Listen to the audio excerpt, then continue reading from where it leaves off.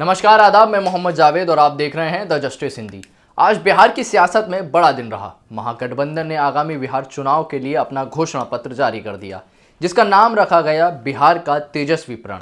इस मौके पर महागठबंधन के मुख्यमंत्री उम्मीदवार और आरजेडी नेता तेजस्वी यादव, वीआईपी प्रमुख मुकेश साहनी समेत कई बड़े नेता मौजूद रहे। मुकेश साहनी ने कहा, आज हमने एक नया बिहार बनाने के लिए संकल्प पत्र जारी किया है। अगले 30 से 35 सालों तक हम बिहार की जनता की सेवा करेंगे। जो भी वादे किए हैं, हर एक वादा पूरा होगा। आज हम लोगों ने संकल्प पत्र 2025 हम आप लोगों के बीच में रखे हैं, एक नया बिहार बनाने के लिए, क्योंकि हम लोग एक युवा हैं और बिहार में तकरीबन 35 साल 30 से 35 साल हम लोगों को जनता के बीच में रहना है, सेवा करना है। इसलिए हम लोगों ने जो भी आज संकल्प लिया है, निश्चित तौर पे हम लोग जनता के उम्मीद पर खरा उतरेंगे। हर एक जो संकल्प है वो हम लोग पूरा करेंगे। आप जान रहे हैं कि इंडिया गठबंधन मजबूती से बिहार में बदलाव की ओर चल रही है। देश, हमारे राज्य के सभी नागरिक मजबूती से महागठबंधन के साथ खड़े हैं और हम लोग सरकार बनाने के लिए जा रहे हैं।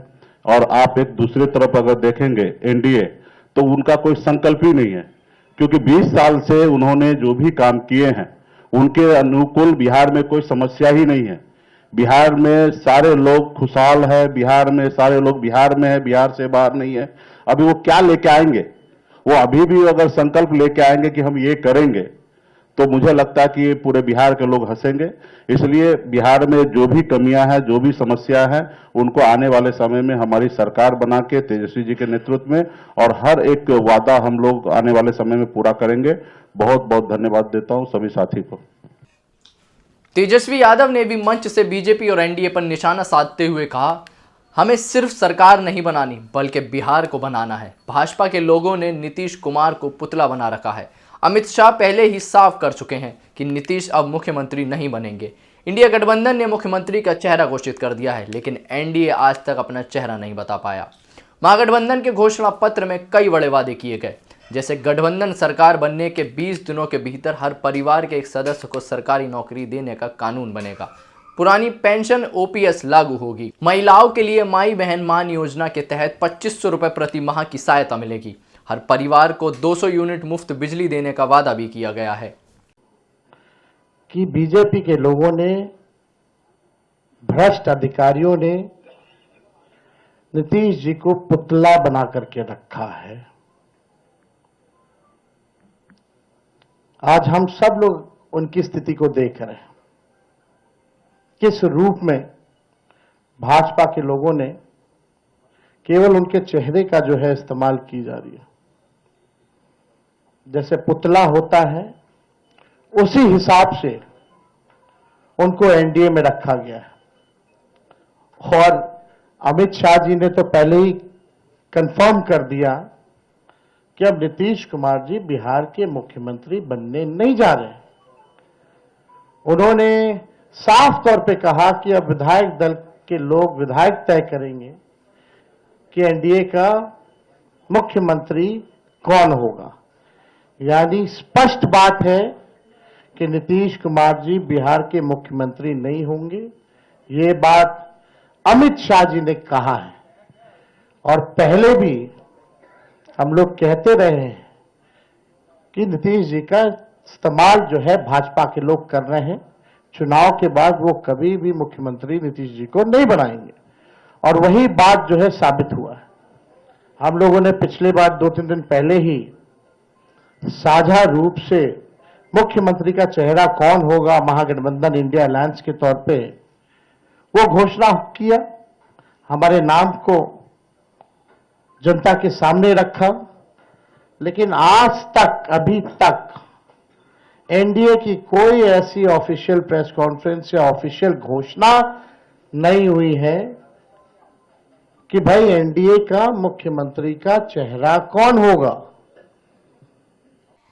वहीं एलजेपी रामविलास के प्रमुख और केंद्रीय मंत्री चिराग पासवान ने इस घोषणा पत्र को पूरी तरह झूठ का पुलिंदा बताया।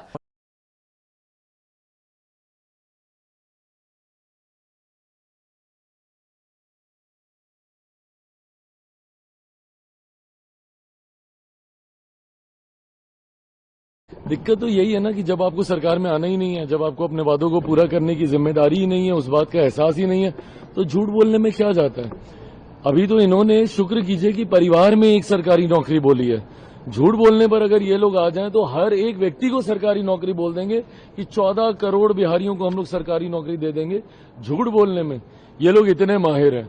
बहरहाल ये जितनी बातें हैं प्रैक्टिकल, अगर आप इसको दृष्टि से नहीं देखिएगा, और मैं मानता हूं कि बिहार की जनता, बिहारियों में इतना बुद्धि, इतना विवेक होता है कि उनको हर चीज के, हर पक्ष के, हर पहलू की जानकारी उनको होती है। इसी बीच पूर्णिया से निर्दलीय सांसद पप्पू यादव ने जनसुराज प्रमुख प्रशांत किशोर पर भी बड़ा हमला बोला।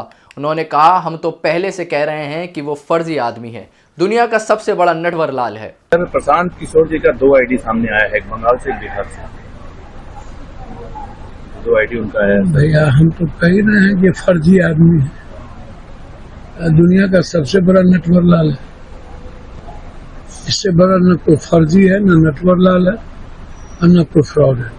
दरअसल प्रशांत किशोर पर 2 वोटर आईडी होने का मामला सामने आया था। इस पर जवाब देते हुए पीके ने कहा, मैं 2019 से करगहर विधानसभा का मतदाता हूं। जब कोलकाता में था वहां वोटर कार्ड बनवाया था, पर अब 2021 से मेरा कार्ड करगहर का है।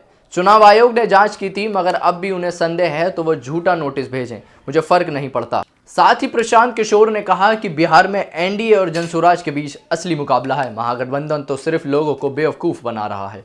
इस तरह बिहार की राजनीति में आज पूरा दिन बयानबाजी और आरोप प्रत्यारोप में गर्म रहा। एक ओर तेजस्वी यादव का बिहार का तेजस्वी प्रण, तो दूसरी ओर चिराग पासवान और पप्पू यादव के तीखे वार, और बीच में प्रशांत किशोर का जवाब। बिहार में सियासी तापमान अब लगातार बढ़ता जा रहा है। अब देखना यह होगा कि जीत किसकी होती है। ऐसे ही खबरों के लिए द जस्टिस हिंदी को सब्सक्राइब करें और बेल आइकन दबाएं।